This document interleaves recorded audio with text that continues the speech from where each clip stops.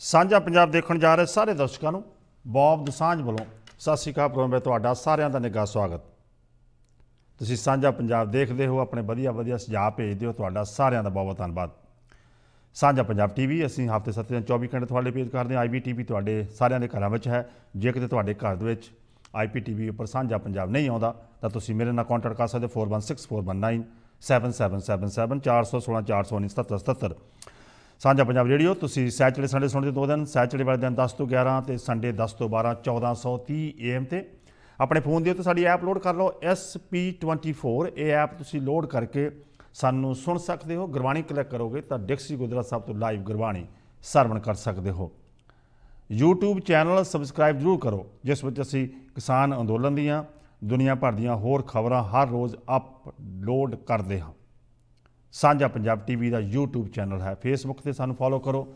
ਸਾਡੇ ਨਾਲ ਤੁਸੀਂ ਕੋਈ ਵੀ ਸਾਂਝ ਪਾਉਣੀ ਹੋਵੇ ਇਸ ਸਮੇਂ ਵਿੱਚ ਤਾਂ 9054584444 ਜਦੋਂ ਅਸੀਂ ਲਾਈਵ ਸ਼ੋਅ ਕਰਦੇ ਹਾਂ ਤੁਸੀਂ ਸਾਡੇ ਨਾਲ ਸਾਂਝ ਜ਼ਰੂਰ ਪਾਇਆ ਕਰੋ। ਤੁਹਾਡੇ ਮਨ 'ਚ ਕੋਈ ਸਵਾਲ ਹੁੰਦਾ ਹੈ ਤਾਂ ਤੁਸੀਂ ਸਾਡੇ ਨਾਲ ਸਾਂਝਾ ਕਰ ਸਕਦੇ ਹੋ। 905 458 44 9054584444 905 458 44 'ਤੇ ਤੁਹਾਡੀ ਕਾਲ ਆ ਸਕਦੀ ਹੈ। ਆਉਣ ਦਿਨਾਂ ਦੇ ਵਿੱਚ ਹੋ ਸਕਦਾ ਹੈ ਪੀਲ ਅਤੇ ਟੋਰਾਂਟੋ ਏਰੀਆ 8 ਤਰੀਕ ਤੋਂ ਬਾਅਦ ਲਾਕਡਾਊਨ ਦੇ ਵਿੱਚ ਢਿੱਲ ਮਿਲ ਸਕਦੀ ਹੈ। ਥਰਸਡੇ ਵਾਲੇ ਦਿਨ ਇਸ ਦੀ ਅਨਾਊਂਸਮੈਂਟ ਹੋਏਗੀ ਕਿ ਕਿਹੜੀ ਢਿੱਲ ਮਿਲ ਸਕਦੀ ਹੈ। ਪਰ ਦੋਨਾਂ ਸ਼ਹਿਰਾਂ ਦੇ ਜਿਹੜੇ ਲੋਕ ਨੇ ਸਾਡੇ ਉਹ ਵੀ ਚਾਹੁੰਦੇ ਨੇ ਅਤੇ ਦੋਨਾਂ ਸ਼ਹਿਰਾਂ ਦੇ ਮੇਅਰ ਵੀ ਚਾਹੁੰਦੇ ਨੇ, ਮਿਸਾਕ ਅਤੇ ਬਰੈਂਪਟਨ ਦੇ, ਕਿ ਜਦੋਂ ਬਾਕੀ ਰੀਜਨ ਦੇ ਵਿੱਚ ਲਾਕਡਾਊਨ ਵਿੱਚ ਢਿੱਲ ਦਿੱਤੀ ਗਈ ਹੈ ਤਾਂ ਵਾਈ ਨਾਟ ਪੀਲ ਏਰੀਆ ਦੇ ਵਿੱਚ ਵੀ ਢਿੱਲ ਦੇਣੀ ਚਾਹੀਦੀ ਹੈ। ਕੇਸ ਜਿਹੜੇ ਵੱਧ ਰਹੇ ਨੇ, ਇਸ ਨਾਲ 80 ਤੋਂ ਪਲੱਸ ਜਿਹੜੇ ਲੋਕ ਨੇ ਉਹਨਾਂ ਨੂੰ ਵੈਕਸੀਨ ਦੇ ਇੰਜੈਕਸ਼ਨ ਜਿਹੜੇ ਲੱਗਣੇ ਸ਼ੁਰੂ ਹੋ ਗਏ ਨੇ। ਅਪੁਆਇੰਟਮੈਂਟ ਬਣਾ ਕੇ ਤੁਸੀਂ ਜਾ ਸਕਦੇ ਹੋ ਤਾਂ ਆਪਣਾ ਜਿਹੜਾ ਅਪੁਆਇੰਟਮੈਂਟ ਬਣਾ ਕੇ ਤੁਸੀਂ ਆਪਣਾ ਵੈਕਸੀਨ ਲਗਵਾ ਸਕਦੇ ਹੋ। ਏਜ ਬਾਈ ਏਜ ਹੌਲੀ ਜਿਹੜਾ ਹੈ ਇਹ 3-4 ਮਹੀਨੇ ਦੇ ਵਿੱਚ ਹਰ ਇੱਕ ਵਿਅਕਤੀ ਦੇ ਜਿਹੜਾ ਲੱਗ ਜਾਏਗਾ ਇੰਜੈਕਸ਼ਨ, ਤਾਂ ਇਸ ਤੋਂ ਰਾਹਤ ਮਿਲ ਸਕਦੀ ਹੈ। ਇਸ ਨਾਲ ਕਈ ਤਰ੍ਹਾਂ ਦੀ ਵੈਕਸੀਨ ਜਿਹੜੀ ਹੈ ਡੇ ਬਾਈ ਡੇ ਚੇਂਜ ਹੋ ਰਹੀ ਹੈ।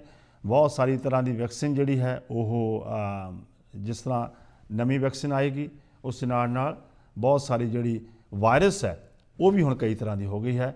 ਤਾਂ ਕਿ ਇਸ ਦਾ ਫਿਕਰ ਜ਼ਰੂਰ ਹੈ ਕਿ ਜਿਹੜੇ ਕੇਸ ਵੱਧਦੇ ਜਾਣਗੇ ਤਾਂ ਫਿਰ ਮੁਸ਼ਕਿਲ ਹੋਏਗੀ। ਪਰ ਆਪਣਾ ਗਲਾ ਸਾਫ਼ ਰੱਖੋ ਅਤੇ ਨੱਕ ਨੂੰ ਸਾਫ਼ ਰੱਖੋ।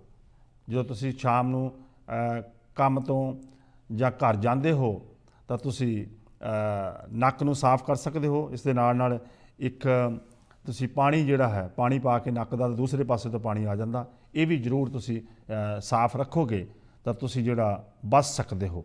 ਕਿਉਂਕਿ ਸਿਹਤ ਹੈ ਤਾਂ ਸਭ ਕੁਛ ਹੈ। ਜੇ ਤੁਹਾਡੀ ਸਿਹਤ ਠੀਕ ਨਹੀਂ then you in trouble. Then virus ਜਦੋਂ ਬਾਡੀ ਦੇ ਅੰਦਰ ਚਲੇ ਗਏ ਤਾਂ ਫਿਰ ਬੜੀ ਮੁਸ਼ਕਿਲ ਹੈ। ਬਹੁਤ ਸਾਰੇ ਲੋਕਾਂ ਨੇ ਪਿਛਲੇ ਸਾਲ ਜਦੋਂ ਵਾਇਰਸ ਦੀ ਸ਼ੁਰੂਆਤ ਸੀ ਤਾਂ ਬਹੁਤ ਸਾਰੇ ਲੋਕ ਜਿਹੜੇ ਸੀ ਉਹਨਾਂ ਦੇ ਮਨ ਦੇ ਵਿੱਚ ਇਹੀ ਸੀ, ਸਾਡੇ ਵੀ ਸੀ, ਹਰ ਇੱਕ ਦੇ ਸੀ ਕਿ ਵਾਇਰਸ ਇੰਨੀ ਸਟਰੋਂਗ ਨਹੀਂ ਹੈ। ਤਾਂ ਫਿਰ ਇਸ ਦੀ ਕੇਅਰ ਨਹੀਂ ਕੀਤੀ ਗਈ। ਜਿਨ੍ਹਾਂ ਲੋਕਾਂ ਨੇ ਜ਼ਿਆਦਾ ਇਸ ਦੀ ਕੇਅਰ ਨਹੀਂ ਕੀਤੀ ਤਾਂ ਉਹ ਲੋਕ ਫਿਰ ਸਾਡੇ ਤੋਂ ਵਿਛੜ ਗਏ। ਸੋ ਇਸ ਕਰਕੇ ਆਪਣਾ ਸਾਨੂੰ ਧਿਆਨ ਖੁਦ ਰੱਖਣਾ ਪੈਣਾ, ਕਿਸੇ ਨੇ ਤੁਹਾਡਾ ਧਿਆਨ ਨਹੀਂ ਰੱਖਣਾ। ਹਰ ਜਗ੍ਹਾ ਜਿੱਥੇ ਵੀ ਜਾਣਾ ਦੂਰ ਖੜ੍ਹ ਕੇ ਗੱਲ ਕਰੋ।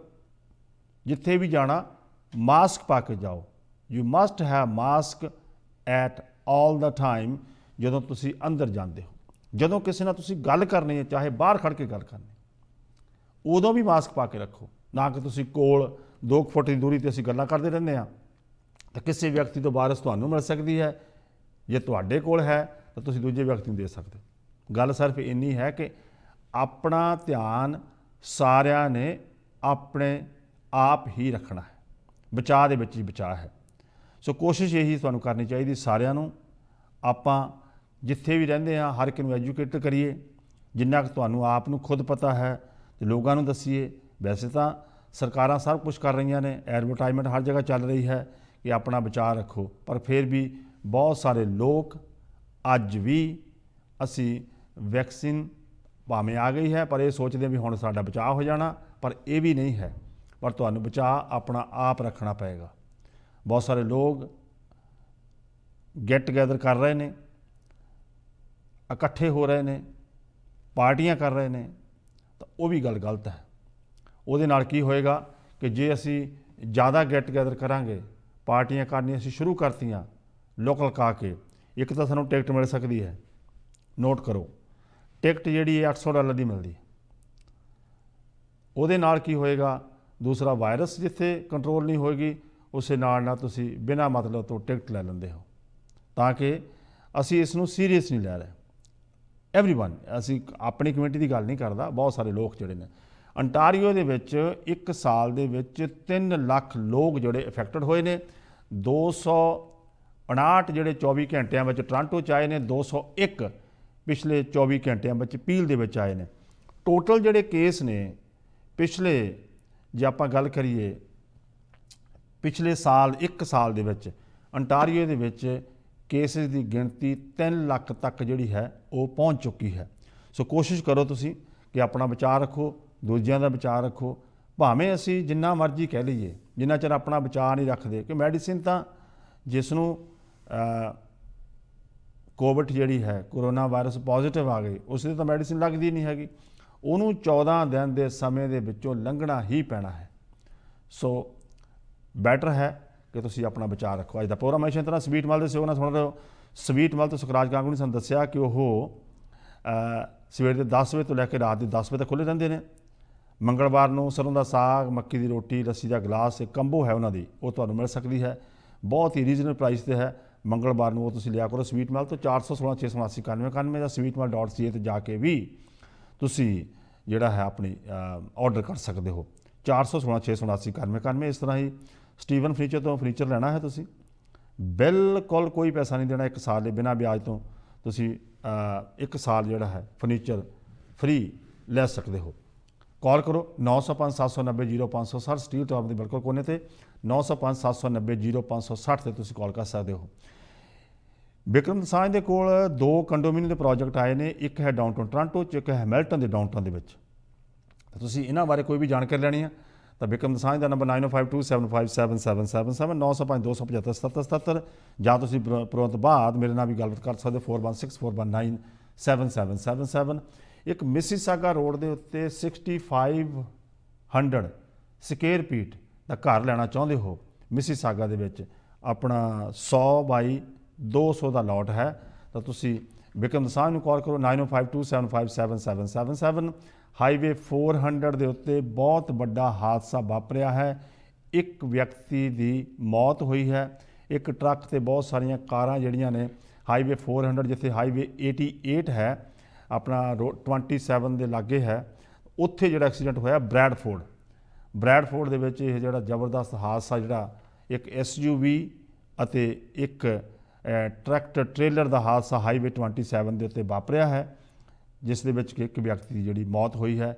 ਉਸ ਏਰੀਏ 'ਚ ਹੋ ਜਿਹੜਾ ਅਵਾਇਡ ਕਰੋ, ਕਿਉਂਕਿ ਦੋਨੋਂ ਪਾਸੇ ਰਸਤੇ ਜਿਹੜੇ ਉਹ ਬਿਲਕੁਲ ਬੰਦ ਨੇ।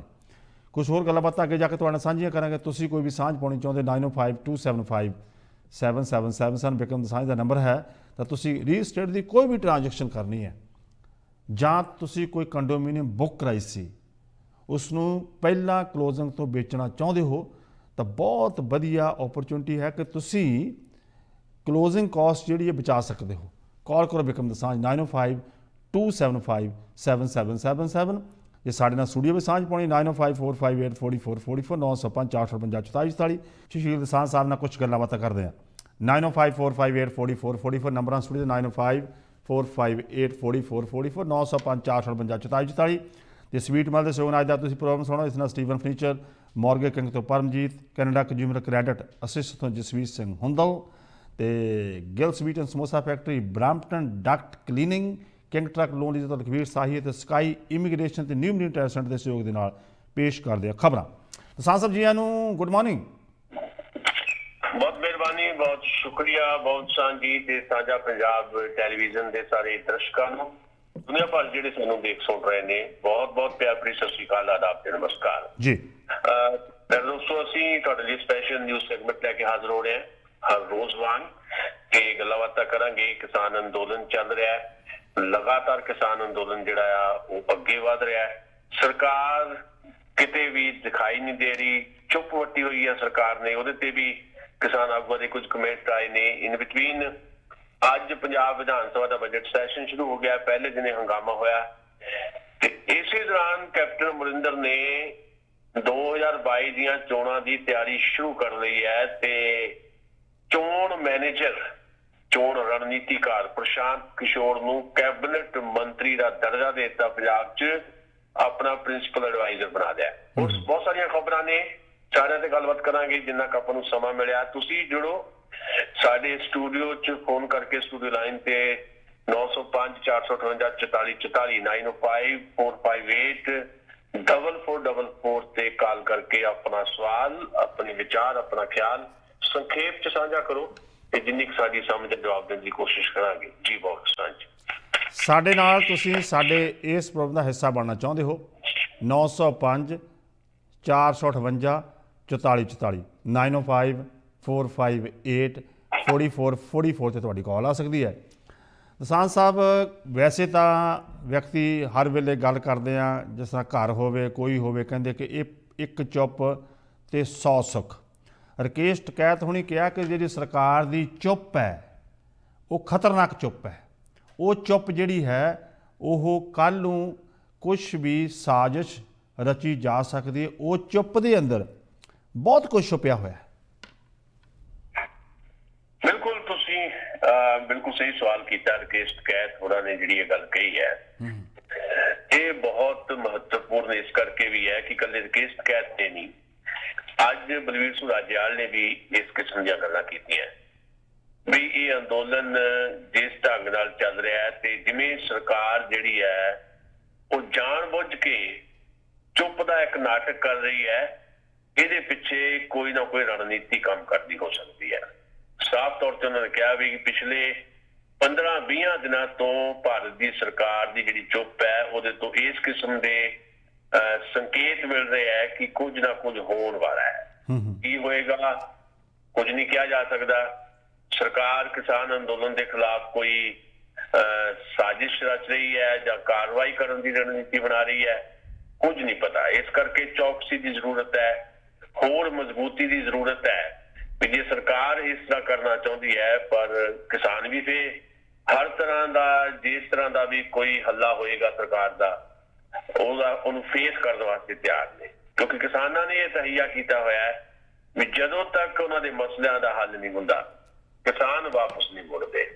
ਕਿਸਾਨ ਅੱਜ ਕੱਲ ਵਾਢੀ ਦੇ ਦਿਨ ਸ਼ੁਰੂ ਹੋ ਗਏ ਆ ਤੇ ਇਹ ਕਿਹਾ ਗਿਆ ਕਿਸਾਨ ਆਗੂਆਂ ਵੱਲੋਂ ਵੀ ਕਿਸਾਨ ਆਪਣੀ ਖੇਤੀ ਵੀ ਦੇਖਣਗੇ ਤੇ ਅੰਦੋਲਨ ਵੀ ਕਰਨਗੇ, ਅੰਦੋਲਨ ਬੰਦ ਨਹੀਂ ਹੋਏਗਾ। ਇੱਕ ਗੱਲ ਸਟੇਜ ਤੋਂ ਅੱਜ ਬਲਵੀਰ ਸਿੰਘ ਰਾਜੇਵਾਲ ਨੇ ਫੇਰ ਕਹੀ ਤੇ ਹੁਣ ਜਿਸ ਕਿਸਮ ਦਾ ਸਮਾਂ ਆ, ਇਸ ਸਮੇਂ ਦੇ ਵਿੱਚ ਭਾਵੇਂ ਸਖਤ ਗਰਮੀ ਸ਼ੁਰੂ ਹੋ ਜਾਣੀ ਹੈ ਪਰ ਹੁਣ ਘਰਾਂ 'ਚ ਬੈਠਣ ਦਾ ਸਮਾਂ ਨਹੀਂ ਹੈ। ਹੁਣ ਪਿੰਡਾਂ ਦੇ ਵਿੱਚ ਉਹੀ ਲੋਕ ਰਹਿਣ ਜਿਨ੍ਹਾਂ ਤੋਂ ਬਿਨਾਂ ਸਰਦਾ ਨਹੀਂ।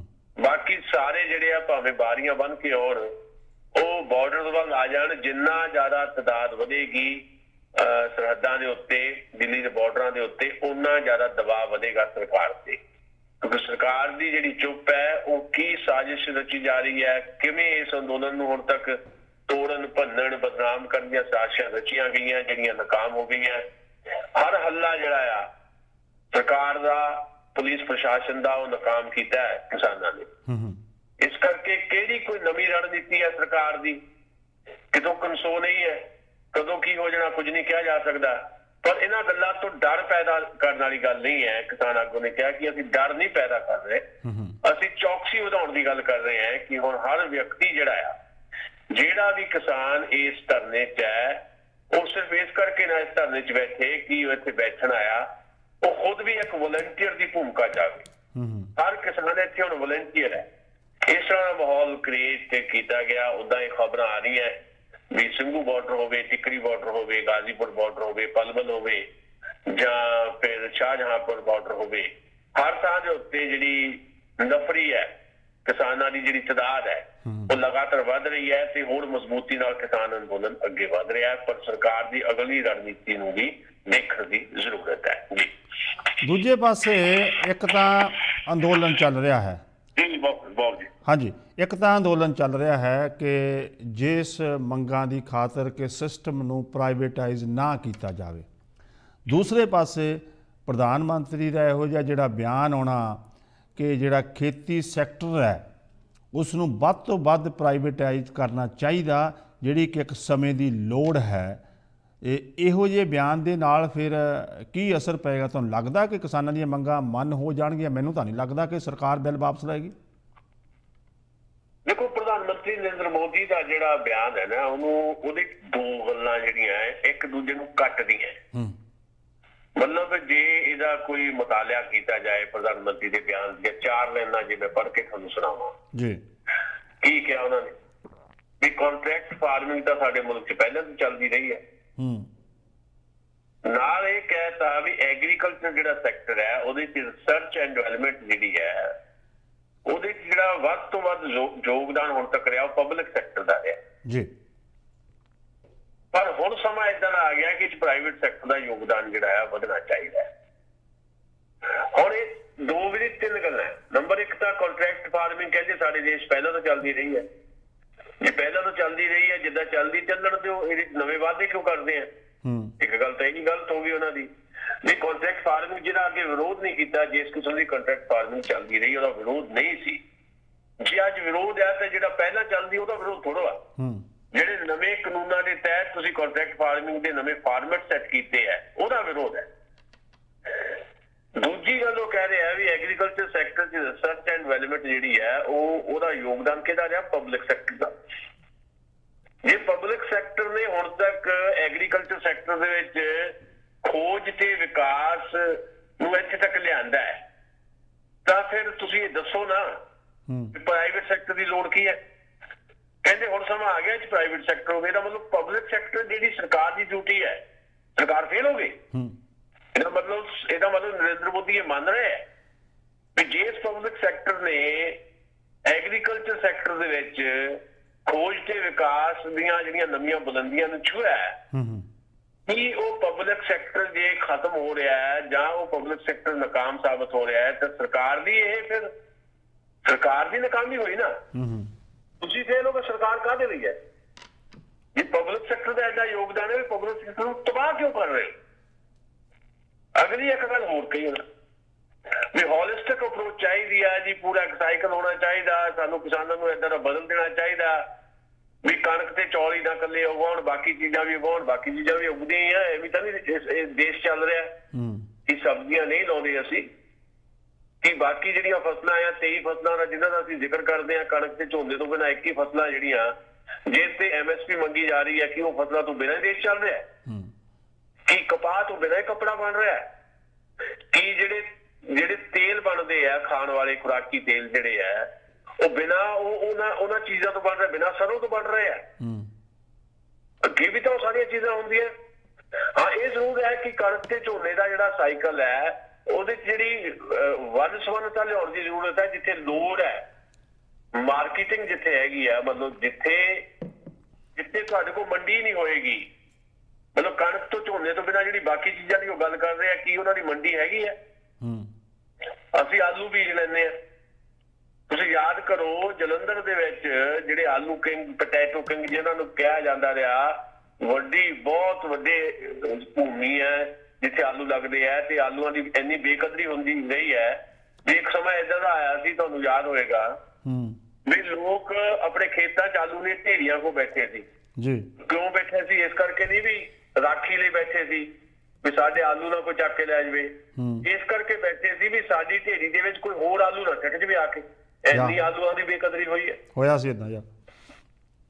ਮੇਰੇ ਕਹਿਣ ਦਾ ਮਤਲਬ ਹੈ ਕਿ ਉਹਨੂੰ ਸਾਇੰਟੀਫਿਕ ਕਰਨ ਦੀ ਤਾਂ ਲੋੜ ਹੈਗੀ ਹੈ। ਉਹ ਸਾਇੰਟੀਫਿਕ ਜਿਹੜੀ ਅਪਰੋਚ ਜਿਹੜੀ ਹੈ ਵੀ ਖੇਤੀ ਇਸ ਵਿਗਿਆਨਕ ਤਰੀਕੇ ਨਾਲ ਹੋਵੇ, ਡਿਮਾਂਡ ਜਿਹੜੀ ਹੈ ਉਹਦੇ ਮੁਤਾਬਕ ਜਿਹੜੀ ਹੈ ਫਾਰਮਿੰਗ ਹੋਵੇ, ਕਿਸਾਨ ਨੂੰ ਇੰਨੀ ਸੂਝ ਹੋਵੇ ਵੀ ਅੱਜ ਜਿਹੜੀ ਅਸੀਂ ਚੀਜ਼ ਬੀਜ ਰਹੇ ਹਾਂ ਉਹਦੀ ਕੱਲ ਡਿਮਾਂਡ ਹੈ ਜਾਂ ਨਹੀਂ ਹੈ। ਸਾਡੀ ਇਹ ਹੈ ਵੀ ਅਸੀਂ ਭੇਡ ਚਾਲ ਹੈ ਸਾਡੀ ਵੀ ਇੱਕ ਵਾਰੀ ਜਿਹੜਾ ਮਤਲਬ ਆਲੂਆਂ ਦਾ ਰੇਟ ਜ਼ਿਆਦਾ ਮਿਲ ਗਿਆ ਤੇ ਸਾਰਿਆਂ ਨੇ ਆਲੂ ਲਾਤੇ, ਆਲੂ ਬੀਜਤੇ। ਇੱਕ ਵਾਰੀ ਗੰਨੇ ਦਾ ਰੇਟ ਜ਼ਿਆਦਾ ਮਿਲ ਗਿਆ, ਗੰਨਾ ਹੀ ਗੰਨਾ ਹੋ ਗਿਆ। ਇੱਕ ਵਾਰੀ ਫਲਾਨੀ ਸਬਜ਼ੀ ਦਾ ਰੇਟ ਜ਼ਿਆਦਾ ਹੈ ਤੇ ਗੋਭੀ ਦਾ ਰੇਟ ਜ਼ਿਆਦਾ ਹੈ, ਗੋਭੀ ਹੋ ਗਈ। ਇਹ ਸਾਰੀਆਂ ਚੀਜ਼ਾਂ ਕਰਨੀਆਂ ਕਿਹੜੀਆਂ ਸਰਕਾਰ ਨੇ ਕਰਨੀਆਂ ਨਾ। ਪ੍ਰਾਈਵੇਟ ਸੈਕਟਰ ਨੂੰ ਦੇਖ ਕੇ ਤਾਂ ਤੁਸੀਂ ਸਾਰੀਆਂ ਚੀਜ਼ਾਂ ਖੋ ਰਹੇ ਹੋ। ਤੇ ਪ੍ਰਾਈਵੇਟ ਸੈਕਟਰ ਵਾਲੇ ਕੰਟਰੈਕਟ ਫਾਰਮਿੰਗ ਕਰਨਗੇ, ਉਹ 1000 ਖੇਤ ਦੇ ਉਹਨਾਂ ਦੇ ਫਾਰਮ ਹੋਣਗੇ, ਜਿਹੜੇ 4 ਖੇਤਾਂ ਵਾਲਾ 2 ਖੇਤਾਂ ਵਾਲਾ ਉਹਨਾਂ ਕੋਲ ਆਪਣੀ ਜ਼ਮੀਨ ਲੀਜ਼ ਤੇ ਦੇ ਦੇਗਾ ਤੇ ਆਪਣੇ ਖੇਤ ਦੇ ਵਿੱਚ ਮਜ਼ਦੂਰ ਬਣ ਜਾਏਗਾ। ਤੇ ਜਿਹੜੇ ਕੰਟਰੈਕਟ ਫਾਰਮਿੰਗ ਕਰਨਗੇ ਵੱਡੇ ਵੱਡੇ ਅਦਾਰੇ ਜਿਹੜੇ ਆ ਕਾਰਪੋਰੇਟ ਸੈਕਟਰ ਜਿਹੜੇ ਆ ਉਹ ਆਪਣੀ ਮਰਜ਼ੀ ਦੇ ਨਾਲ ਕਹਿਣਗੇ ਆ ਵੀ ਇੱਥੇ ਫਸਲ ਆ ਹੋਏਗੀ ਆ ਨਹੀਂ ਹੋਏਗੀ। ਫਿਰ ਉਸ ਫਸਲ ਦੀ ਜਿਹੜੀ ਆ ਨਕਲੀ ਕਮੀ ਪੈਦਾ ਕੀਤੀ ਜਾਏਗੀ ਤੇ ਉਹ ਵੀ ਫਸਲ ਤੁਹਾਨੂੰ ਜਿਹੜੀ ਹੈ 10 ਗੁਣਾ ਜ਼ਿਆਦਾ ਰੇਟ ਤੇ ਵੇਚੀ ਜਾਊਗੀ। ਇਹਦਾ ਵਿਰੋਧ ਹੈ ਨਾ। ਸੋ ਪ੍ਰਧਾਨ ਮੰਤਰੀ ਨਰਿੰਦਰ ਮੋਦੀ ਦਾ ਅੱਜ ਦਾ ਜਿਹੜਾ ਬਿਆਨ ਹੈ ਨਾ ਉਹ ਵੈਬਿਨਾਰ ਦੇ ਵਿੱਚ ਸੀਗੇ, ਇੱਕ ਵੈਬਿਨਾਰ ਹੋਇਆ ਕੋਈ ਉਹ 'ਚ ਬੋਲ ਰਹੇ ਸੀ ਵੀ ਖੇਤੀ ਖੇਤਰ ਦੇ ਵਿੱਚ ਜਿਹੜਾ ਬਜਟ ਕਿੱਦਾਂ ਲਾਗੂ ਕੀਤਾ ਜਾ ਸਕਦਾ, ਉਹਦੇ 'ਚ ਉਹਨਾਂ ਨੇ ਇਹ ਗੱਲਾਂ ਕੀਤੀਆਂ। ਉਹ ਸਾਰੀਆਂ ਗੱਲਾਂ ਆਪਾਂ ਵਿਰੋਧੀ ਹੈ, ਉਹ ਆਪਣੀਆਂ ਗੱਲਾਂ 'ਚ ਘਿਰਦੇ ਨਜ਼ਰ ਆ ਰਹੇ ਜੀ। ਕੋਈ ਮਨ ਕੀ ਬਾਤ ਦੀ ਵੀ ਗੱਲ ਹੋਈ ਆ ਕਿ ਮਨ ਕੀ ਬਾਤ ਕਿਸਾਨਾਂ ਦੇ ਨਾਲ ਹੋਣੀ ਹੈ? ਮਨ ਕੀ ਬਾਤ ਚਾਹੇ ਉਹ ਕਿਸਾਨਾਂ ਦੇ ਨਾਂ ਤੇ ਕਰਨ, ਚਾਹੇ ਮਜ਼ਦੂਰਾਂ ਦੇ ਨਾਂ ਤੇ ਕਰਨ, ਚਾਹੇ ਕਾਮਨ ਮੈਨ ਦੇ ਨਾਂ ਤੇ ਕਰਨ, ਮਨ ਕੀ ਬਾਤ ਜਿਹੜੀ ਹੈ ਉਹ ਸਿਰਫ ਤੇ ਸਿਰਫ ਉਹਨਾਂ ਦੀ ਬਾਤ ਨਹੀਂ ਹੈ। ਉਹ ਮਨ ਕੀ ਬਾਤ ਦੇ ਪਿੱਛੇ ਕਾਰਪੋਰੇਟ ਸੈਕਟਰ ਦੀ ਬਾਤ ਹੈ ਜੀ। ਮਨ ਕੀ ਬਾਤ ਦੇ ਵਿੱਚ ਕਿਸਾਨਾਂ ਦੇ ਨਾਂ ਤੇ ਗੱਲ ਕਰਦਿਆਂ ਹੋਇਆ ਕਿਸਾਨਾਂ ਦੇ ਪੱਖ 'ਚ ਕੁਝ ਵੀ ਨਹੀਂ ਕਹਿ ਰਹੇ। ਆਹੀ ਗੱਲਾਂ ਕਹਿਣਗੇ ਨਾ। ਮਨ ਕੀ ਬਾਤ ਜੇ ਕਿਸਾਨਾਂ ਲਈ ਕਰਨਗੇ ਤਾਂ ਆਹੀ ਕਹਿਣਗੇ ਜੋ ਅੱਜ ਕਿਹਾ। ਇਹ ਤੋਂ ਵੱਖਰੀ ਗੱਲ ਤਾਂ ਨਹੀਂ ਕਹਿਣਗੇ। ਉਹ ਤਾਂ ਨਹੀਂ ਕਹਿਣ ਲੱਗੇ ਵੀ ਹਾਂ ਵੀ ਤੁਹਾਡੀਆਂ ਜਿਹੜੀਆਂ ਲੋੜਾਂ ਅਸੀਂ ਪੂਰੀਆਂ ਕਰਦੇ ਹਾਂ, ਤੁਹਾਡੀ ਲਾਗਤ ਜਿੰਨੀ ਹੈ ਉਨੀ ਤੁਹਾਨੂੰ ਕੀਮਤ ਦਿੰਦੇ ਆ। ਕਿਉਂ ਨਹੀਂ? ਉਨੀ ਤੋਂ ਕਿਉਂ? ਤੋਂ 1.5 ਗੁਣਾ ਕੀਮਤ ਚਾਹੀਦੀ ਹੈ। ਦਾਅਵੇ ਕਰੀ ਜਾਂਦੇ ਅਸੀਂ ਤਾਂ MSP ਲਾਗੂ ਕਰਤੀ, ਅਸੀਂ ਤਾਂ ਜੀ ਸਵਾਮੀਨਾਥਨ ਕਮਿਸ਼ਨ ਦੀ ਰਿਪੋਰਟ ਵੀ ਲਾਗੂ ਕਰਤੀ। ਝੂਠ ਦਰ ਝੂਠ ਇਹ ਸਰਕਾਰ ਨੇ ਬੋਲਿਆ ਤੇ ਮਨ ਕੀ ਬਾਤ ਵੀ ਜਿਹੜੀ ਹੈ ਉਹ ਸਿਰਫ ਤੇ ਸਿਰਫ ਝੂਠ ਦਾ ਇੱਕ ਤਮਾਸ਼ਾ ਹੈ। ਝੂਠ ਨੂੰ ਇੰਪੋਜ਼ ਕਰਨ ਦੀ ਇੱਕ ਵਿਧਾ ਲੱਭ ਲਈ ਭਾਰਤ ਦੇ ਪ੍ਰਧਾਨ ਮੰਤਰੀ ਨਰਿੰਦਰ ਮੋਦੀ ਨੇ ਮਨ ਕੀ ਬਾਤ ਦੇ ਰਾਹੀਂ। ਮਨ ਕੀ ਬਾਤ ਲੋਕਾਂ ਦੀ ਬਾਤ ਕਤਈ ਨਹੀਂ ਹੈ, ਕਿਸਾਨਾਂ ਦੀ, ਮਜ਼ਦੂਰਾਂ ਦੀ, ਆਮ ਬੰਦੇ ਦੀ ਬਾਤ ਨਹੀਂ ਹੈ। ਉਹ ਮਨ ਕੀ ਬਾਤ ਸ਼ਾਇਦ ਉਹ ਕਿਸੇ ਹੋਰ ਨੂੰ ਪੇ ਕਰਦੀ ਹੈ, ਉਹਨਾਂ ਨੂੰ ਪੇ ਕਰਦੀ ਹੈ ਜਿਨ੍ਹਾਂ ਨੇ ਉਹਨਾਂ ਦੀ ਡਿਊਟੀ ਲਾਈ ਹੋਈ ਹੈ ਕਿ ਤੁਸੀਂ ਕਿਵੇਂ ਦੇਸ਼ ਦਾ ਇੰਚ ਜਿਹੜਾ ਆ ਸਾਡੇ ਕੋਲ ਵੇਚਣਾ ਆ। ਸੋ ਇਸ ਮੁਲਕ ਨੂੰ ਵੇਚਣ ਲਈ ਮਨ ਕੀ ਬਾਤ ਹੋ ਰਹੀ ਹੈ। ਇਸ ਮੁਲਕ ਨੂੰ ਬਚਾਉਣ ਦੀ ਜਿਹੜੀ ਲੜਾਈ ਲੜ ਰਹੀ ਹੈ ਉਹਦੇ 'ਚ ਮਨ ਕੀ ਬਾਤ ਵਾਲਾ ਜਿਹੜਾ ਪੋਰਸ਼ਨ ਉਹ 'ਚ ਕੁਝ ਵੀ ਨਹੀਂ। ਪ੍ਰੋਗਰਾਮ ਸਾਂਝਾ ਬਾਜ਼ਾਰ ਦੇ ਵਿੱਚ ਅਸੀਂ ਗੱਲਬਾਤ ਕਰ ਰਹੇ ਹਾਂ ਸੁਸ਼ੀਲ ਦਸਾਂਝ ਸਾਹਿਬ ਦੇ ਨਾਲ। ਤੁਸੀਂ ਇਸ ਸਾਡੇ ਪ੍ਰੋਗਰਾਮ ਦਾ ਹਿੱਸਾ ਬਣਨਾ ਚਾਹੁੰਦੇ ਹੋ ਤਾਂ ਸਾਨੂੰ ਕਾਲ ਕਰ ਲਿਆ ਕਰੋ 905 458 44 9054584444 905 458 44 ਤੇ ਤੁਹਾਡੀ ਕਾਲ ਆ ਸਕਦੀ ਹੈ। ਇਸ ਨਾਲ ਦਸਾਂਝ ਸਾਹਿਬ ਪਤਾ ਲੱਗਿਆ ਹੈ ਕਿ ਅਕਾਲੀਆਂ ਨੇ ਵੀ ਕਿਤੇ ਰੋਸ ਮੁਜ਼ਾਹਰਾ ਕੀਤਾ, ਬਿਕਰਮਜੀਤ ਮਜੀਠੀਆ ਤੇ ਸੁਖਬੀਰ ਬਾਦਲ ਨੂੰ ਪੁਲਿਸ ਨੇ ਗ੍ਰਿਫਤਾਰ ਕੀਤਾ। ਗ੍ਰਿਫਤਾਰ ਕਰਕੇ ਨਾਲ ਛੱਡਤਾ ਕਿਉਂਕਿ ਉਹ ਤਾਂ ਸਿਰਫ ਤੇ ਇਹ ਸੀ ਬਈ ਪੰਜਾਬ ਵਿਧਾਨ ਸਭਾ ਦਾ ਅੱਜ ਬਜਟ ਸੈਸ਼ਨ ਸ਼ੁਰੂ ਹੋਇਆ। ਬਜਟ ਸੈਸ਼ਨ ਤੋਂ ਪਹਿਲਾਂ ਹੀ ਕੱਲ ਅਸੀਂ ਤੁਹਾਡੇ ਨਾਲ ਖਬਰ ਸਾਂਝੀ ਕੀਤੀ ਸੀ ਦਲਜੀਤ ਸਿੰਘ ਚੀਮਾ ਦੇ ਹਵਾਲੇ ਦੇ ਨਾਲ ਵੀ ਉਹ 25 ਸੈਕਟਰ ਦੀ ਜਿਹੜੀ ਰੈਲੀ ਗਰਾਊਂਡ ਹੈ ਉੱਥੇ ਉਹਨਾਂ ਨੇ ਟੈਂਟ ਨੂੰ ਚਲਾਏ ਸੀ। ਕਹਿੰਦੇ ਜੀ ਅਸੀਂ ਮਾਰਚ ਕਰਨਾ ਆ ਪੰਜਾਬ ਵਿਧਾਨ ਸਭਾ ਦੇ ਵੱਲ ਜੀ। ਬਈ ਕੈਪਟਨ ਅਮਰਿੰਦਰ ਨੇ ਜਿਹੜੇ ਵਾਅਦੇ ਕੀਤੇ ਸੀ ਉਹ ਵਾਅਦੇ ਲਾਰੇ ਬਣ ਗਏ। 4 ਸਾਲ ਹੋ ਚੱਲੇ ਆ, ਇੱਕ ਵੀ ਵਾਅਦਾ ਪੂਰਾ ਨਹੀਂ ਕੀਤਾ। ਆਖਰੀ ਬਜਟ ਹੈ ਗਵਰਨਮੈਂਟ ਦਾ। ਗੱਲ ਇਹ ਬਿਲਕੁਲ ਠੀਕ ਹੈ। ਕੈਪਟਨ ਅਮਰਿੰਦਰ ਨੇ ਜਿਹੜੇ ਵਾਅਦੇ ਕੀਤੇ ਆ ਉਹ ਲਾਰੇ ਹੀ ਬਣੇ ਆ। ਗੱਲ ਬਿਲਕੁਲ ਠੀਕ ਹੈ। ਪਰ ਸ਼੍ਰੋਮਣੀ ਅਕਾਲੀ ਦਲ ਨੇ ਡਿਜ਼ਾਈਨ ਜਿਸ ਢੰਗ ਨਾਲ ਕੀਤਾ ਸੀ ਆਪਣਾ ਰੋਸ ਮਾਰਚ, ਉਹਨੂੰ ਚੰਡੀਗੜ੍ਹ ਦੀ ਪੁਲਿਸ ਦੇ ਸਿਰੇ ਨਹੀਂ ਚੜ੍ਹਨ ਦਿੱਤਾ।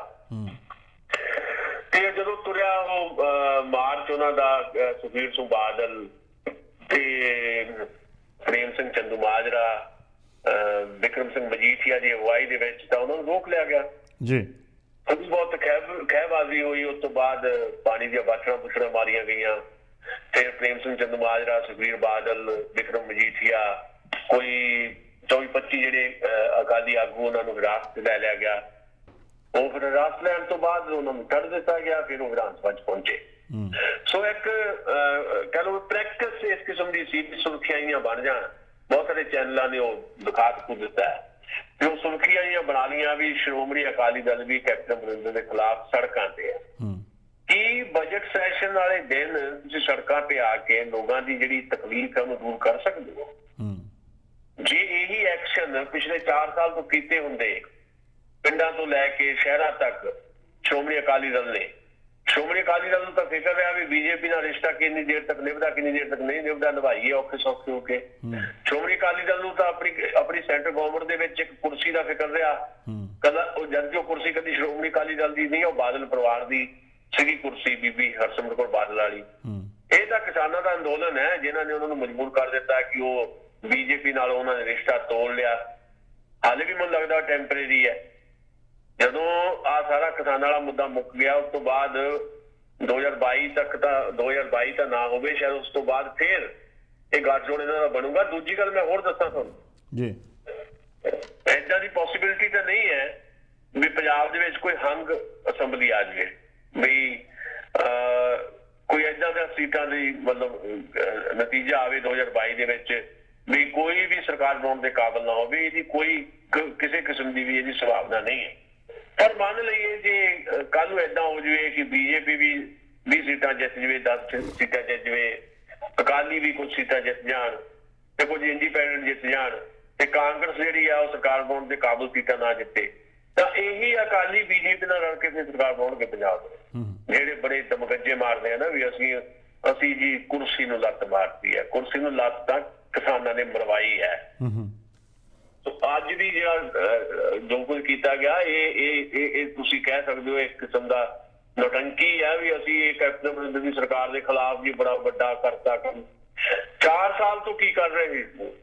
4 ਸਾਲ ਤੋਂ ਆਉਂਦੇ ਤਾਂ ਸੜਕਾਂ ਤੇ ਤਾਂ ਕਿਸਾਨ ਰੋੜ ਰਿਹਾ, ਸੜਕਾਂ ਤੇ ਮਜ਼ਦੂਰ ਰੋੜ ਰਿਹਾ, ਸੜਕਾਂ ਤੇ ਅਧਿਆਪਕ ਰੋੜ ਰਿਹਾ। ਮਤਲਬ ਸਿਰਫ ਤੁਸੀਂ ਪ੍ਰੈਸ ਬਿਆਨ ਦੇ ਕੇ ਪ੍ਰੈਸ ਕਾਨਫਰੰਸਾਂ ਕਰਕੇ ਥੋੜਾ ਕਿਸੇ ਨੂੰ ਗਾਂਹ ਫੜ ਸਕਦੇ।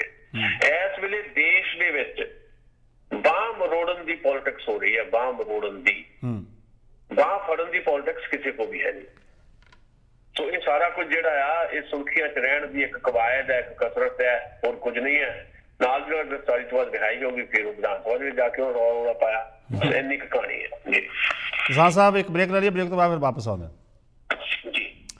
ਸਮਾਂ ਹੋ ਗਿਆ ਇੱਕ ਬ੍ਰੇਕ ਦਾ, ਬ੍ਰੇਕ ਤੋਂ ਬਾਅਦ ਫਿਰ ਵਾਪਸ ਆਉਣ ਤੋਂ ਪਹਿਲਾਂ ਮੈਂ ਦੱਸ ਦੇਵਾਂ ਪਿਛਲੇ 24 ਘੰਟਿਆਂ ਦੇ ਵਿੱਚ ਅੰਟਾਰੀਓ ਦੇ ਵਿੱਚ 35,000 ਟੈਸਟ ਹੋਏ। 1023 ਯਾਨੀ ਕਿ 1023 ਕੇਸ ਜਿਹੜੇ ਟੋਟਲ ਅੰਟਾਰੀਓ ਵਿੱਚ ਆਏ। ਉਸ ਵਿੱਚ 280 ਕੇਸ ਜਿਹੜੇ ਨੇ ਟੋਰਾਂਟੋ 'ਚ ਆਏ ਨੇ। 182 case total Peel, Brampton, Mississauga, Caledon 'ਚ ਆਏ ਨੇ, ਜਿਨ੍ਹਾਂ ਦੇ ਵਿੱਚ ਕਿਹਾ ਜਾ ਰਿਹਾ ਹੈ ਕਿ 100 ਦੇ ਲਾਗੇ ਕੇਸ ਜਿਹੜੇ ਉਹ ਬਰੈਂਪਟਨ ਦੇ ਨੇ ਤੇ 65 ਜਿਹੜੇ ਨੇ ਮਿਸੀਸਾਗਾ ਦੇ ਨੇ ਤੇ ਬਾਕੀ 20-25 ਜਿਹੜੇ ਨੇ ਉਹ ਕੈਲੇਡਨ ਦੇ ਨੇ। ਸੋ ਅਜੇ ਬਰੈਂਪਟਨ ਫਿਰ ਵੀ ਜੇ ਓਪਨਿੰਗ ਹੁੰਦੀ ਹੈ, ਜੇ ਇੱਦਾਂ ਕੇਸ ਵੱਧਦੇ ਰਹੇ ਤਾਂ ਫਿਰ ਮੁਸ਼ਕਿਲ ਵੀ ਹੋ ਸਕਦੀ ਹੈ ਕਿ 8 ਮਾਰਚ ਨੂੰ ਰੈੱਡ ਜ਼ੋਨ ਜਿਹੜਾ ਨਾ ਖੁੱਲ੍ਹੇ। ਪਰ ਖੈਰ ਅਸੀਂ ਇਹੀ ਕਾਮਨਾ ਕਰਦੇ ਹਾਂ ਕਿ ਆਉਣ ਦਿਨਾਂ ਵਿੱਚ ਕੇਸ ਜਿਹੜੇ ਹੈ ਲੈਸ ਦੈਨ 1000 ਟੋਟਲ ਹੋਣਗੇ ਤਾਂ ਟੋਰਾਂਟੋ ਤੇ ਪੀਲ ਏਰੀਆ ਜਿਹੜਾ ਉਹ ਦੁਬਾਰਾ ਲਾਕਡਾਊਨ ਦੇ ਵਿੱਚ ਢਿੱਲ ਮਿਲ ਸਕਦੀ ਹੈ। ਨਾਲ ਤੁਸੀਂ ਕਿਤੇ ਡਰਾਈਵ ਕਰਦੇ ਹੋ, ਸਪੈਸ਼ਲੀ ਸਕੂਲ ਜ਼ੋਨ ਏਰੀਆ 'ਚ ਡਰਾਈਵ ਕੇਅਰਫੁਲ। ਜਿਹੜੇ ਸਪੀਡ ਕੈਮਰੇ ਲੱਗੇ ਹੋਏ ਨੇ ਉਹ ਜ਼ਿਆਦਾ ਸਕੂਲ ਏਰੀਆ 'ਚ ਲੱਗੇ ਹੋਏ ਨੇ, ਤੁਹਾਨੂੰ ਪਤਾ ਨਹੀਂ ਹੈ। ਉਹ ਛੋਟਾ ਜਿਹਾ ਇੱਕ ਬਾਕਸ ਹੈ, ਬਾਕਸ ਦੇ ਵਿੱਚ ਕੈਮਰਾ ਹੈ ਤਾਂ ਤੁਹਾਨੂੰ ਟਿਕਟ ਜਿਹੜੀ ਉਹ ਘਰ ਆ ਜਾਂਦੀ ਹੈ। ਪਿਛਲੇ ਸਾਲ ਦੇ ਵਿੱਚ 22,000 ਲੋਕਾਂ ਨੂੰ ਟਿਕਟਾਂ ਮਿਲੀਆਂ ਨੇ ਕੈਮਰੇ ਵਾਲੀਆਂ, ਜਿਹੜੀ ਕਿ ਕੈਮਰਾ ਟਿਕਟ ਲੱਗੀ ਹੋਈ ਸਪੀਡ ਕੈਮਰੇ ਤੋਂ 22,000 ਲੋਕਾਂ ਨੂੰ ਅੰਟਾਰੀਓ ਵਿੱਚ ਟਿਕਟਾਂ ਮਿਲੀਆਂ ਨੇ। ਬਹੁਤ ਸਾਰੇ ਡਰਾਈਵਰ ਜਿਹੜੇ ਨੇ ਸਕੂਲ ਜ਼ੋਨ ਏਰੀਏ ਵਿੱਚ ਜਿੱਥੇ 40 ਦੀ ਸਪੀਡ ਹੈ ਉੱਥੇ ਵੀ ਤੇਜ਼ ਡਰਾਈਵ ਕਰਦੇ ਨੇ। ਇੱਕ ਡਰਾਈਵਰ ਪੁਲਿਸ ਨੇ ਫੜਿਆ 40 ਦੀ ਸਪੀਡ ਹੈ ਤਾਂ ਉਹ 99 ਯਾਨੀ ਕਿ ਆਲਮੋਸਟ 100 ਕਿਲੋਮੀਟਰ ਪ੍ਰਤੀ ਘੰਟੇ ਦੇ ਹਿਸਾਬ ਨਾਲ ਗੱਡੀ ਚਲਾ ਰਿਹਾ ਸੀ। ਜਿੱਥੇ ਬੱਚੇ ਹਰ ਟਾਈਮ ਉੱਥੇ ਲੰਘਦੇ ਨੇ, ਸੜਕ ਵੀ ਕ੍ਰਾਸ ਕਰਨੀ ਹੈ, ਬਹੁਤ ਸਾਰੇ ਬੱਚੇ ਉੱਥੇ ਵਾਕ ਕਰਦੇ ਨੇ। ਇਸ ਕਰਕੇ ਸਕੂਲ ਜ਼ੋਨ ਏਰੀਆ ਵਿੱਚ ਡਰਾਈਵ ਕੇਅਰਫੁਲ। 40 ਦੀ ਸਪੀਡ ਹੈ ਤਾਂ 40 ਤੇ ਹੀ ਗੱਡੀ ਚਲਾਓ। ਜੇ ਤੁਸੀਂ ਥੋੜ੍ਹਾ ਜਿਹਾ ਵੀ ਓਵਰ ਜਾਂਦੇ ਹੋ, ਜਿਹੜਾ ਸਪੀਡ ਕੈਮਰਾ ਨਾ ਉਹ ਤੁਹਾਡੀ ਫੋਟੋ ਖਿੱਚ ਲੈਂਦਾ, ਤੁਹਾਨੂੰ ਪਤਾ ਨਹੀਂ ਲੱਗਦਾ। ਪਿਛਲੇ ਦਿਨੀ ਪਤਾ ਕੀ ਹੋਇਆ ਸੀ? ਪਿਛਲੇ ਦਿਨੀ ਬਰੈਂਪਟਨ ਦੇ ਵਿੱਚ ਉਹਨਾਂ ਕੈਮਰਿਆਂ ਦੇ ਉੱਤੇ ਕਿਸੇ ਨੇ ਕਾਲੇ ਰੰਗ ਦੀ ਸਪਰੇਅ ਮਾਰ ਦਿੱਤੀ। ਦੱਸੋ, ਉੱਤੇ ਲਿਖਤਾ ਜੱਟ। ਗੱਲਬਾਤ ਕਰਦੇ ਹਾਂ ਸੁਸ਼ੀਲ ਦਸਾਂਝ ਸਾਹਿਬ ਦੇ ਨਾਲ, ਕੁਝ ਗੱਲਾਂ ਬਾਤਾਂ ਸਾਰੇ ਮੁਲਕ ਦੀਆਂ ਤੇ ਕੁਝ ਕਿਸਾਨ ਅੰਦੋਲਨ ਦੀਆਂ, ਜਿਸ ਗੱਲ ਦਾ ਸਾਨੂੰ ਹਮੇਸ਼ਾ ਫਿਕਰ ਰਹਿੰਦਾ ਇੱਥੇ ਬੈਠਿਆਂ ਨੂੰ। ਅਸੀਂ ਸਵੇਰ ਨੂੰ ਉੱਠਦੇ ਹਾਂ, ਸਵੇਰ ਨੂੰ ਉੱਠ ਕੇ ਪਹਿਲਾਂ ਸੋਸ਼ਲ ਮੀਡੀਆ ਜਾਂ ਹੋਰ ਅਸੀਂ ਸਾਰਾ ਕੁਝ ਇਸ ਕਰਕੇ ਦੇਖਦੇ ਹਾਂ ਕਿ ਦੇਖੀਏ ਉੱਥੇ ਕੁਝ ਵਾਪਰ ਤਾਂ ਨਹੀਂ ਗਿਆ, ਕੀ ਮਸਲਾ ਹੱਲ ਹੋਣ ਦੇ ਕਿਨਾਰੇ ਹੈ ਜਾਂ ਨਹੀਂ। ਸਾਨੂੰ ਫਿਕਰ ਜ਼ਰੂਰ ਹੈ, ਪਰ ਇਸ ਕਰਕੇ ਅਸੀਂ ਕਿਸਾਨ ਅੰਦੋਲਨ ਦੀ ਅਪਡੇਟ ਹਫ਼ਤੇ ਦੇ 7 ਦਿਨ ਤੁਹਾਡੇ ਨਾਲ ਹਰ ਵੇਲੇ ਅਸੀਂ ਕੋਸ਼ਿਸ਼ ਕਰਦੇ ਹੁੰਦੇ ਹਾਂ ਕਿ ਜੋ ਹੂ ਤਸਵੀਰ ਹੈ ਉਹ ਤੁਹਾਡੇ ਪੇਸ਼ ਕੀਤੀ ਜਾਵੇ। ਤੁਸੀਂ ਇਹ ਸਾਡੇ ਪ੍ਰੋਗਰਾਮ ਦਾ ਹਿੱਸਾ ਬਣਨਾ ਚਾਹੁੰਦੇ ਹੋ 9054584444 905 458 4444 9054584444 ਤੇ ਤੁਹਾਡੀ ਕਾਲ ਆ ਸਕਦੀ ਹੈ।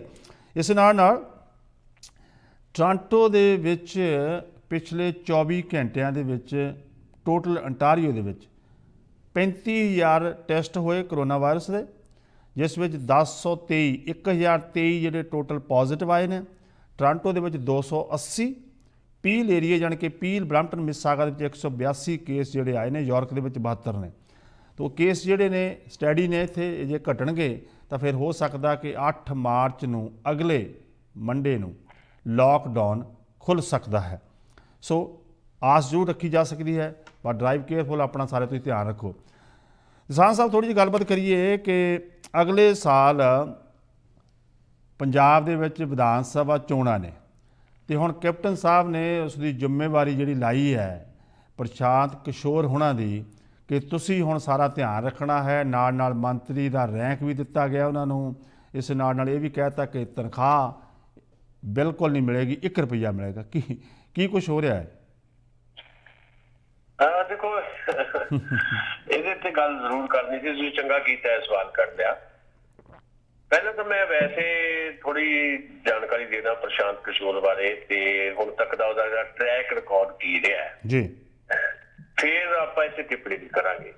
ਖਬਰ ਇਹ ਹੈ ਜਿਹੜੀ ਤੁਸੀਂ ਸਾਂਝੀ ਕੀਤੀ ਹੈ ਵੀ ਪ੍ਰਸ਼ਾਂਤ ਕਿਸ਼ੋਰ ਜਿਹੜਾ ਇਲੈਕਸ਼ਨ ਮੈਨੇਜਰ ਹੈ ਕਿਸਮ ਦਾ, ਜਿਹਨੂੰ ਪੰਜਾਬੀ 'ਚ ਚੋਣ ਰਣਨੀਤੀਕਾਰ ਕਿਹਾ ਜਾ ਰਿਹਾ, ਉਹਨੂੰ ਕੈਪਟਨ ਸਾਹਿਬ ਨੇ ਆਪਣਾ ਪ੍ਰਿੰਸੀਪਲ ਐਡਵਾਈਜ਼ਰ ਲਾ ਲਿਆ ਜੀ। 2022 'ਚ ਜਿਹੜੀਆਂ ਪੰਜਾਬ ਵਿਧਾਨ ਸਭਾ ਚੋਣਾਂ ਹੋਣੀਆਂ ਉਹਦੇ 'ਚੋਂ ਕਾਂਗਰਸ ਪਾਰਟੀ ਦੀ ਜਿਹੜੀ ਇਲੈਕਸ਼ਨ ਪੋਲਿਟਿਕਸ ਹੈ, ਇਲੈਕਸ਼ਨ ਰਣਨੀਤੀ ਹੈ, ਉਹ ਤਿਆਰ ਕਰੂਗਾ ਜੀ। ਨਾਲ ਉਹਨੂੰ ਐਡਵਾਈਜ਼ਰ ਲਾ ਕੇ ਉਹਨੂੰ ਪੰਜਾਬ ਦੇ ਵਿੱਚ ਕੈਬਨਿਟ ਮਿਨਿਸਟਰ ਦਾ ਦਰਜਾ ਦੇ ਦਿੱਤਾ ਤੇ ਗੱਲ ਘੁਮਾ ਇਹ ਦਿੱਤੀ ਵੀ ਉਹਦੀ ਤਨਖਾਹ 1 ਰੁਪਈਆ ਹੋਊਗੀ।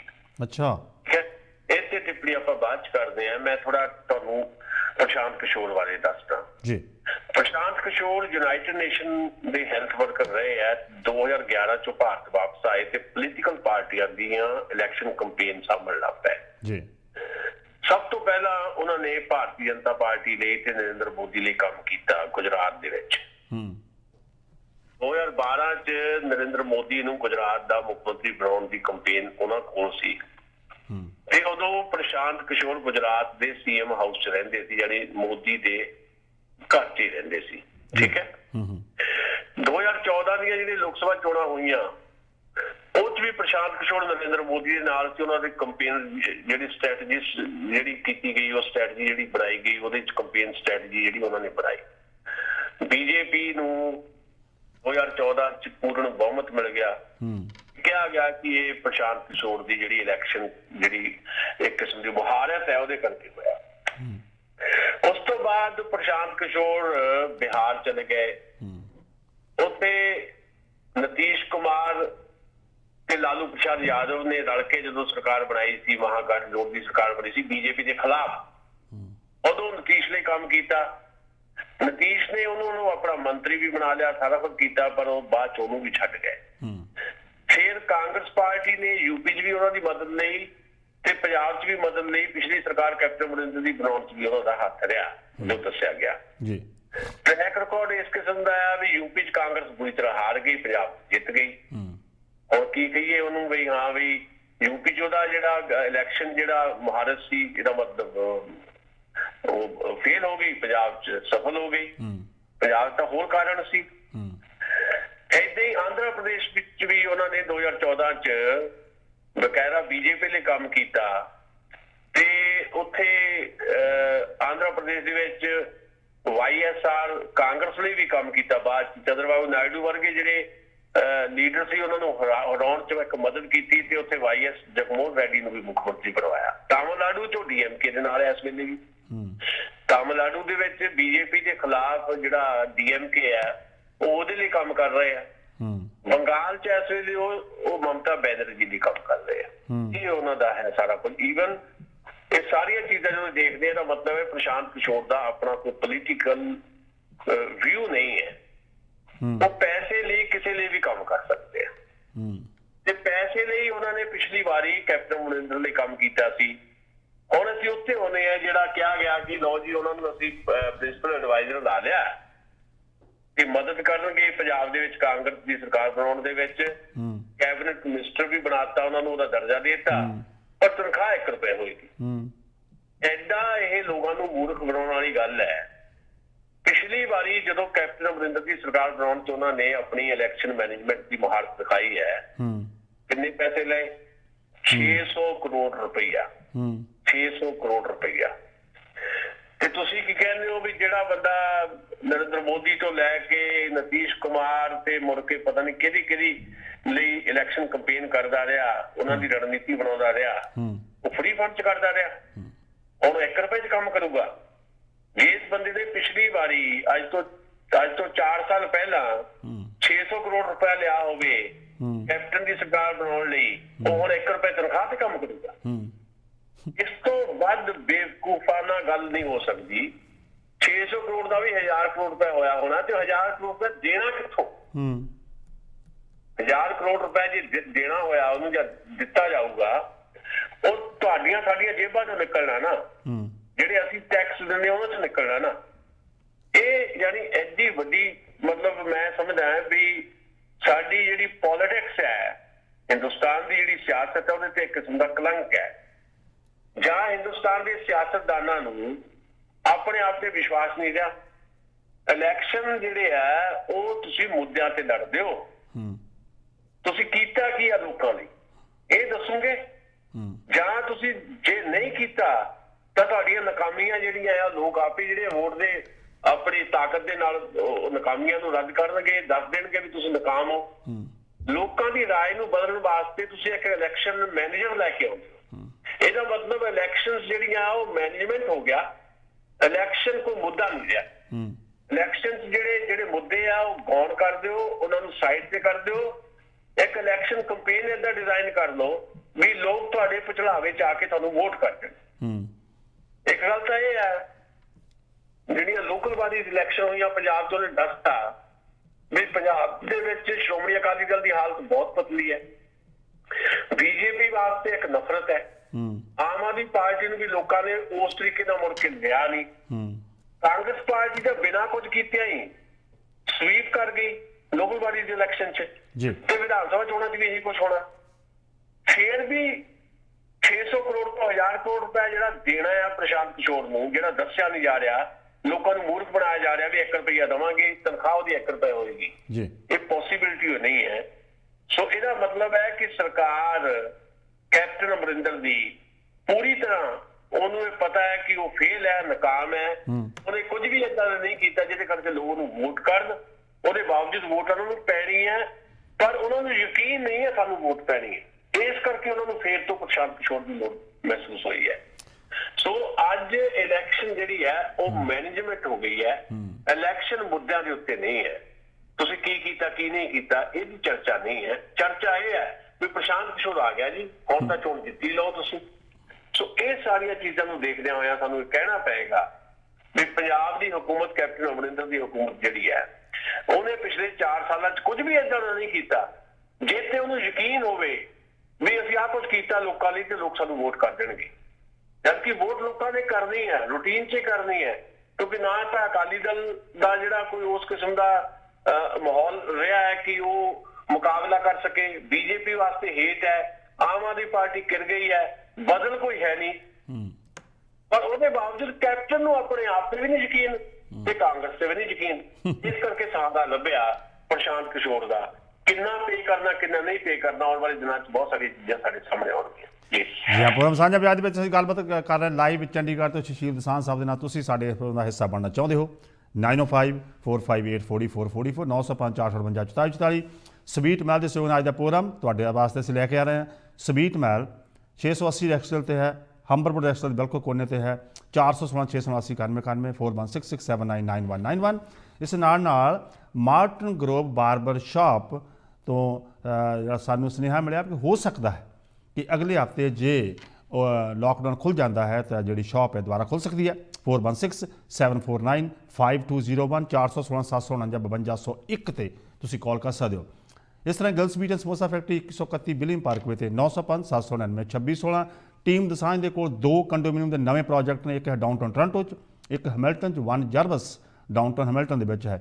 ਇਸ ਬਾਰੇ ਕੋਈ ਵੀ ਜਾਣਕਾਰੀ ਲੈਣ ਤੇ ਬਿਕਰਮ ਦਸਾਂਝ ਦਾ ਨੰਬਰ 905 275 7777 905 275 7777।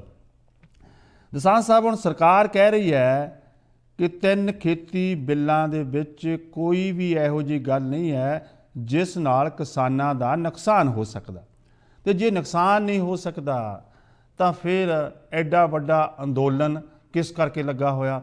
ਐਕਚੁਅਲੀ ਬਰੀਫਲੀ ਥੋੜ੍ਹਾ ਜਿਹਾ, ਕਈ ਬਹੁਤ ਸਾਰੇ ਲੋਕ ਜਿਹੜੇ ਉਹਨਾਂ ਨੂੰ ਨਹੀਂ ਪਤਾ ਹੁੰਦਾ, ਠੀਕ ਹੈ ਜੀ, ਹਰ ਇੱਕ ਬੰਦਾ ਕਹਿੰਦਾ ਕਿ 3 ਖੇਤੀ ਬਿੱਲ ਆਏ ਨੇ, ਇਹ ਕਾਫੀ ਘਾਤਕ ਸਾਬਤ ਹੋ ਸਕਦੇ ਨੇ, ਇਹਦਾ ਬੜਾ ਨੁਕਸਾਨ ਹੋਣਾ, ਸਾਡੀਆਂ ਜ਼ਮੀਨਾਂ ਚਲੇ ਜਾਣੀਆਂ, ਹਰ ਇੱਕ ਦੇ ਮੂੰਹ ਦੇ ਉੱਤੇ ਇਹ ਗੱਲਾਂ ਨੇ। ਪਰ ਐਕਚੁਅਲੀ 3 ਖੇਤੀ ਬਿੱਲ ਜਿਹੜੇ ਉਹ ਹੈ ਕਿ ਦੇਖੋ, ਮੈਂ ਤੁਹਾਨੂੰ ਇਹ ਦੱਸਦਾ ਕਿ ਜੇ ਖੇਤੀ ਕਾਨੂੰਨ ਜਿਹੜੇ ਆ, ਜੇ ਕਿਸਾਨ ਹਾਰ ਜਾਂਦੇ ਆ, ਮੰਨ ਲਓ ਜੀ, ਸਾਡੀ ਇਹ ਦੁਆ ਹੈ ਕਿ ਕਿਸਾਨ ਜਿੱਤ ਕੇ ਘਰਾਂ ਨੂੰ ਵਾਪਸ ਆਉਣ। ਜੇ ਕਿਸਾਨ ਹਾਰ ਜਾਂਦੇ ਆ ਤੇ ਸੱਚੀ ਦੱਸਾਂ ਵੀ ਇਹ ਗੱਲ ਆ ਰਹੀ ਹੈ ਕਿ ਹੋਂਦ ਜਿਹੜੀ ਆ ਸਾਡੀ ਹੋਂਦ ਖਤਮ ਹੋ ਜਾਏਗੀ। ਜਿਸ ਦਿਨ ਇਹ ਕਾਨੂੰਨ ਜਿਹੜੇ ਆ ਲਾਗੂ ਹੋ ਗਏ, ਉਸੇ ਦਿਨ ਤੁਸੀਂ ਦੇਖੋਗੇ ਕਿ ਜਿਹੜੀ ਜ਼ਮੀਨ ਹੈ ਸਾਡੀ, ਉਸ ਜ਼ਮੀਨ ਦੀ ਕੀਮਤ ਕਿੰਨੀ ਬੁਰੀ ਤਰ੍ਹਾਂ ਡ੍ਰੌਪ ਹੋਏਗੀ।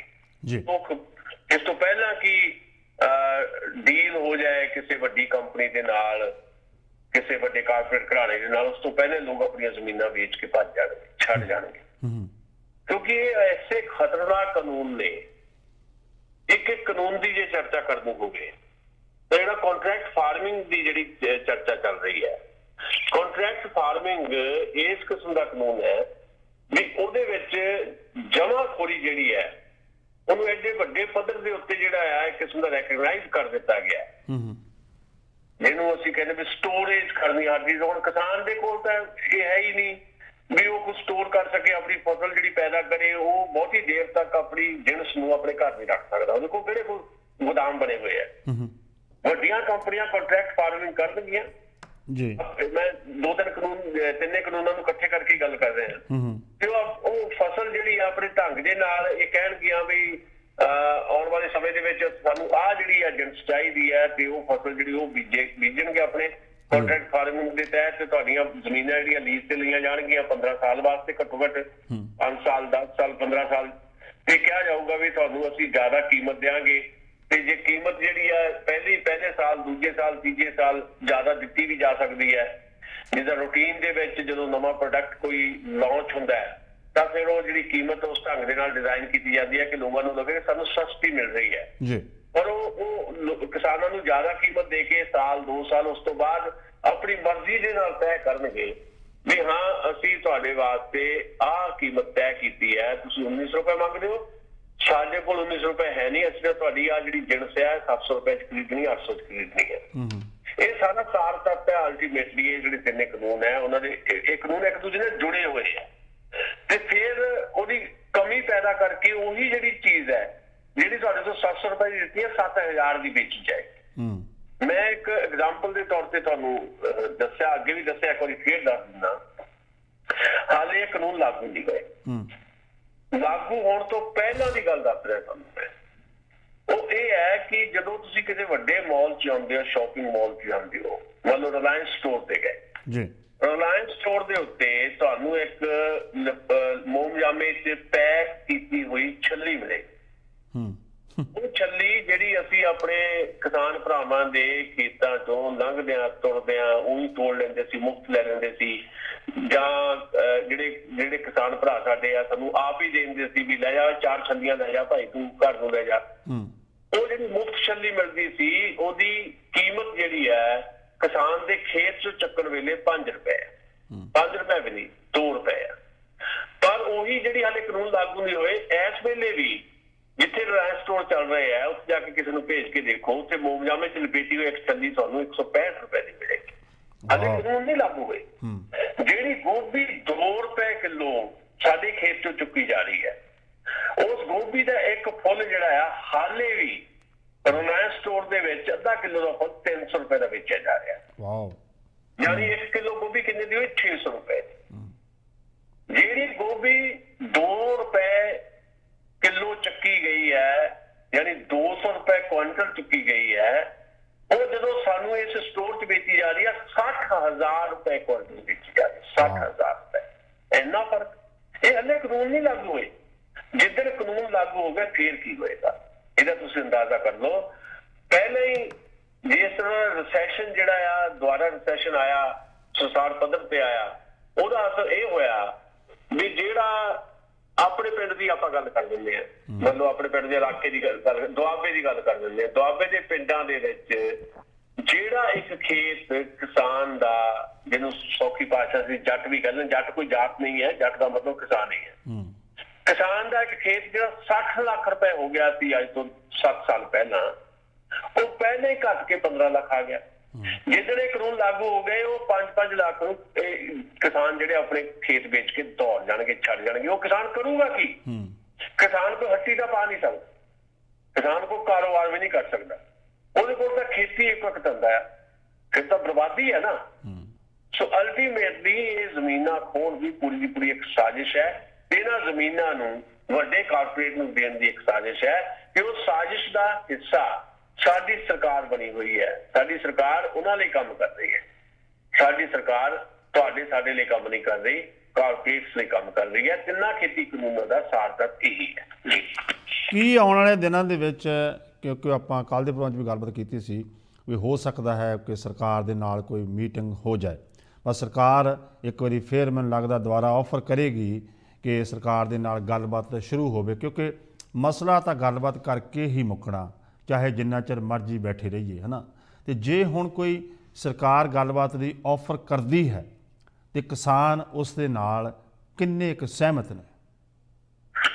ਦੇਖੋ ਜਿਹੜੀ ਆਫਰ ਆ ਉਹਦੇ 'ਚ ਹੈ ਵੀ ਕਾਫੀ ਸਾਰੀਆਂ ਜ਼ਮਾਨਤਾਂ ਤਾਂ ਸਾਡੇ ਨੌਜਵਾਨ ਕਿਸਾਨਾਂ ਦੀਆਂ ਹੋ ਗਈਆਂ। ਅੱਜ ਵੀ 8 ਕਿਸਾਨ ਜਿਹੜੇ ਆ ਉਹਨਾਂ ਦੀ ਜ਼ਮਾਨਤ ਹੋਈ ਹੈ। ਕੁਝ ਕਿਸਾਨ ਹਾਲੇ ਵੀ ਲਾਪਤਾ ਨੇ, ਨੌਜਵਾਨ ਲਾਪਤਾ ਨੇ। ਤੇ ਜਿਹੜੀ ਆਫਰ ਵੀ ਹੋਏਗੀ ਉਹਦੇ ਲਈ ਪਹਿਲਾਂ ਕਿਸਾਨ ਲੀਡਰਸ਼ਿਪ ਨੇ ਇਹ ਕਿਹਾ ਕਿ ਸਾਡੇ ਜਿਹੜੇ ਨੌਜਵਾਨ ਹੈ ਜਿੰਨੇ ਵੀ ਰਿਹਾ ਕੀਤੇ ਜਾਣ ਤੇ ਜਿਹੜੇ ਲਾਪਤਾ ਉਹਨਾਂ ਦਾ ਤਾਂ ਪਤਾ ਦੱਸਿਆ ਜਾਏ। ਪਹਿਲੀ ਸ਼ਰਤ ਇਹ ਹੈ ਜੀ। ਦੂਜੀ ਹੈ ਕਿ ਕਿਸਾਨ ਜਥੇਬੰਦੀਆਂ ਇਹ ਕਹਿ ਰਹੀਆਂ, ਸੰਯੁਕਤ ਕਿਸਾਨ ਮੋਰਚਾ ਤੇ ਜੋਗਿੰਦਰ ਉਗਰਾਹਾਂ ਇੱਕ ਵੱਖਰੇ ਲੈਵਲ ਤੇ ਉਹਨਾਂ ਦੀ ਜਥੇਬੰਦੀ ਕੰਮ ਕਰਦੀ ਹੈ, ਪਰ ਜਿਹੜੇ ਸਾਂਝੇ ਜਿਹੜੇ ਕਹਿ ਲਓ ਵੀ ਐਕਸ਼ਨ ਹੈ ਉਹਦੇ ਵਿੱਚ ਉਹ ਸ਼ਾਮਲ ਹੈ। ਉਹਨਾਂ ਸਾਰਿਆਂ ਦਾ ਇਹ ਕਹਿਣਾ ਹੈ ਵੀ ਅਸੀਂ ਗੱਲਬਾਤ ਕਰਨ ਨੂੰ ਤਿਆਰ ਹਾਂ, ਅਸੀਂ ਗੱਲਬਾਤ ਤੋਂ ਕਦੀ ਨਾ ਹੀ ਨਹੀਂ ਕੀਤੀ। ਪਰ ਸਰਕਾਰ ਦੀ ਪ੍ਰਪੋਜ਼ਲ ਜਿਹੜੀ ਹੈ ਉਹ ਇਹਨਾਂ ਤਿੰਨਾਂ ਖੇਤੀ ਕਾਨੂੰਨਾਂ ਨੂੰ ਰੱਦ ਕਰਨ ਵਾਲੀ ਹੋਣੀ ਚਾਹੀਦੀ ਹੈ ਤੇ ਨਾਲ ਪ੍ਰਪੋਜ਼ਲ ਇਹ ਵੀ ਹੋਣੀ ਚਾਹੀਦੀ ਹੈ ਕਿ MSP ਤੇ ਗਰੰਟੀ ਮਿਲੇ।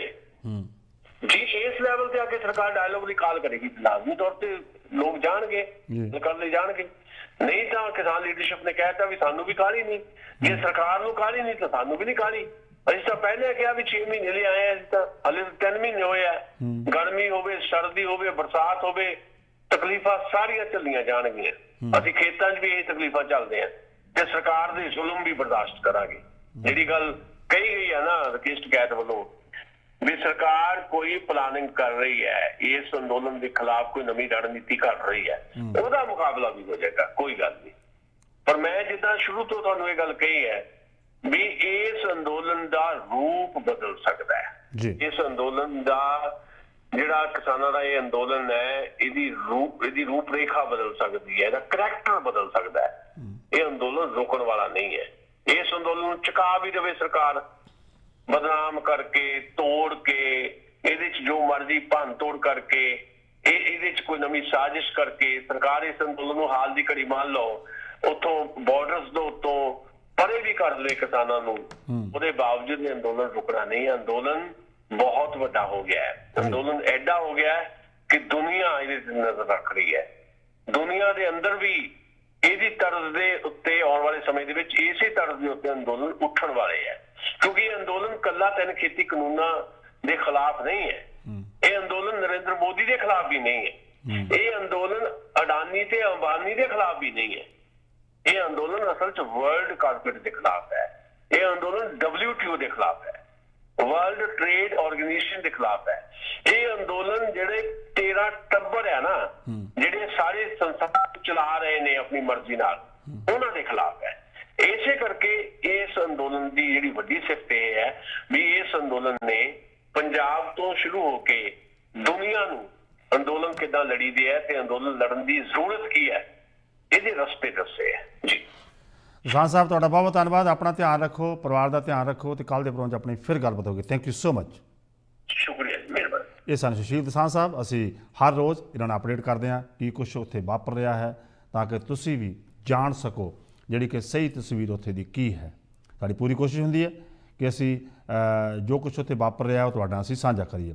ਤੁਸੀਂ ਸਾਡੇ ਇਸ ਪ੍ਰੋਗਰਾਮ ਦਾ ਹਿੱਸਾ ਜ਼ਰੂਰ ਬਣਿਆ ਕਰੋ। 9054584444 905-858-44 ਜਾਂ ਤੁਸੀਂ ਪ੍ਰੋਗਰਾਮ ਤੋਂ ਬਾਅਦ ਮੇਰੇ ਨਾਲ ਕੋਈ ਵੀ ਗੱਲ ਕਰਨੀ ਹੁੰਦੀ ਹੈ ਤੇ ਆਪਣਾ ਸੁਝਾਅ ਚੰਗਾ ਜਾਂ ਮਾੜਾ ਜ਼ਰੂਰ ਭੇਜਿਆ ਕਰੋ। 4164197777 416 419 77। ਆਪਣਾ ਧਿਆਨ ਰੱਖੋ, ਦੂਜਿਆਂ ਧਿਆਨ ਰੱਖੋ ਤਾਂ ਕਿ ਹੌਲੀ ਹੌਲੀ ਆਪਾਂ ਇਸ ਔਖੇ ਸਮੇਂ ਦੇ ਵਿੱਚੋਂ ਲੰਘ ਜਾਵਾਂਗੇ।